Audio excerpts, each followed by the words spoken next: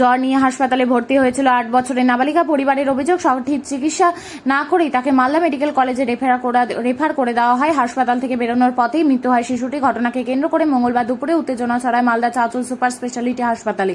কর্তব্যরত শিশু বিভাগের চিকিৎসকের বিরুদ্ধে ফেটে পড়েন মৃত শিশুর পরিবার। পরিস্থিতি সামাল দিতে ঘটনাস্থলে পৌঁছায় চাঁচল থানার পুলিশ। মৃত শিশুর নাম পূজা কুমারী, বাড়ি হরিশ্চন্দ্রপুর থানা দৌলতপুর এলাকায়। দুদিন ধরে জ্বরে ভুগছিল পূজা। শারীরিক অবস্থার অবনতি হওয়ায় মঙ্গলবার তাকে চাঁচল সুপার স্পেশালিটি হাসপাতালে নিয়ে আসা হয়। এরপর শিশু বিভাগে ভর্তি করা হয় তাকে। পরিবারের অভিযোগ, শিশু বিভাগের কর্তব্যরত চিকিৎসক সৌমেন সাউ শিশুটিকে মেরে ফেলে। সুপার স্যার যা বলার না, আপনার বিরুদ্ধে অভিযোগ? যার বিরুদ্ধে হোক সুপার স্যার বলবেন। না, আপনি তো দেখছিলেন সুপার স্যার বলবেন। কি অভিযোগ, মানে সত্যি না মিথ্যে? যা কিছু বক্তব্য সুপার স্যার। আপনি কি দায়িত্বে ছিলেন? আমি ছিলাম, আমি রোগীটাকে দেখেছি। আপনি দেখেছেন? আচ্ছা, কি কন্ডিশন কি ছিল? যা ছিল আমি দেখেছি, আপনাকে ওটা বলতে হবে না। তারপরে কি উনি মারা গেছেন? বাচ্চাটি কি মারা গেছে? এখন মারা গেছে, যখন গেছিল এখানে মারা যায়নি, রেফার নিতে গিয়ে মারা গেছে। আচ্ছা, আপনি নাকি তারা তড়িঘড়ি করে বেরিয়ে যাচ্ছিলেন চিকিৎসা না করে, এমনটাই অভিযোগ করছেন। বাকি কথা সুপার স্যারের সাথে কথা। 8টার সময় আমার ভাগ্নিকে নিয়ে আমি আসলাম আমার গাড়িতে করে। আমি গ্রাম থেকে গিয়ে দৌলতপুর গ্রামে আমার বাড়ি, আমি দৌলতপুর থেকে নিয়ে আসলাম। নিয়ে এসে এখানে ভর্তি করলাম। হালকা জ্বর ছিল তো পেশাব করিনি, তার জন্য তো ওইনারা বললো কি ভর্তি করতে হবে। নিয়ে আসলাম, ভর্তি করে নিয়ে আসার পরে একটা স্যালাইন দিল। দেওয়ার পরে আমাকে বলছে কিছু কামড়াইছে নাকি। হ্যাঁ, এসিওয়ালা ঘরে কি করে কিছু কামড়াবে?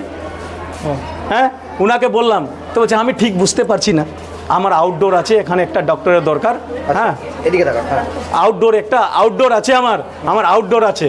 হ্যাঁ, একটা ডক্টরের দরকার এখানে এমার্জেন্সি এনার কাছে। হ্যাঁ, বলে আমি রেফার করে দিচ্ছি। হ্যাঁ, নিয়ে যান। উনি এখানে ট্রিটমেন্ট করেননি? না। আচ্ছা, কবে নিয়ে এসেছিলেন আপনার ভাগ্নিকে? আজকে। আচ্ছা, কখন এসেছিলেন? 8টার সময়। আচ্ছা, কি হয়েছিল ওর জ্বর হয়েছিল, তো জ্বর সেরে গেছিল কিন্তু পেশাব করে নিব, সেই কারণেই নিয়ে এসেছিলাম। ডাক্তার ছিল? হ্যাঁ, ডাক্তার আসলো, ছিল না, আসলো।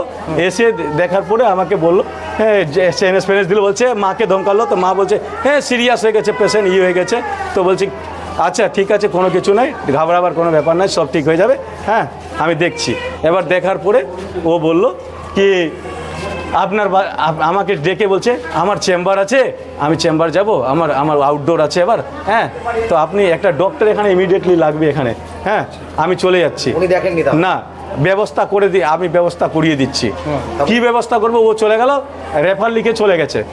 আমাকে সিস্টার বললো কি নিয়ে জানি নাকে গাড়ি আছে? হ্যাঁ আমার গাড়ি তো আছে। বলছে না, অক্সিজেনওয়ালা গাড়ি লাগবে। গাড়িতে নিচে নামিয়ে অক্সিজেন দিয়ে নিচে নামালাম, নিয়ে গিয়ে গেটের এপার থেকে এই যে সামনে নিয়ে গেছি। বাচ্চাটার মুখ থেকে ব্লাড এবং রক্ত ফেনা বের হচ্ছে। আমি সঙ্গে সঙ্গে ফিরিয়ে নিয়ে আসলাম এখানে। তো ডক্টর বাবু বলে উপরে নিয়ে যান যেখানে ছিল।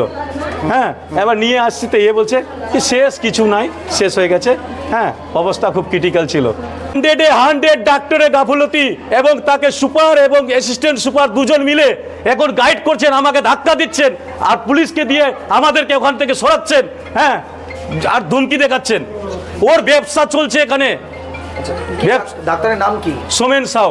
আচ্ছা, এখানে উনি থাকেন? এখানেই থাকেন এবং চেম্বার ওনার আছে এখানে পার্সোনালে, দিনে 4 বার চেম্বার দেখেন উনি। আচ্ছা, কি চাইছেন এখন আপনি? আমি চাইছি আমার ভাগ্নিকে ফিরিয়ে দিক, না হলে ওকে এখনই অ্যারেস্ট করা হোক। আপনারা কি আইনত পথে হাঁটবেন? এখনই আমি অ্যারেস্ট, এখন থানায় গিয়ে লিখিত অভিযোগ করবো ওনার নামে আর সুপার এবং ইসের নামে, ডাক্তারের নামে।